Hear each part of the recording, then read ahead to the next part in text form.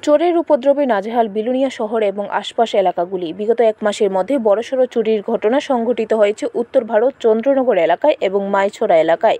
এছাড়াও প্রতিনিয়ত গ্রামের বিভিন্ন এলাকার ছোট বড় চুরির ঘটনা সংঘটিত হচ্ছে।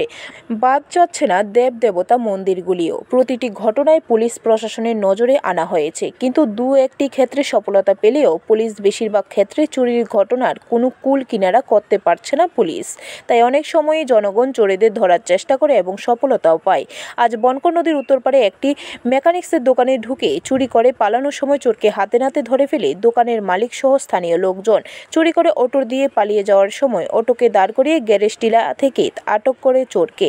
তারপর তাকে নদীর উত্তর পারে একটি বৈদ্যুতিক খুঁটির সাথে বেঁধে রেখে বিলোনিয়া থানায় খবর দেওয়া হয়। খবর পেয়ে ছুটে যায় পুলিশ এবং সেখান থেকে চোরকে উদ্ধার করে নিয়ে আসে।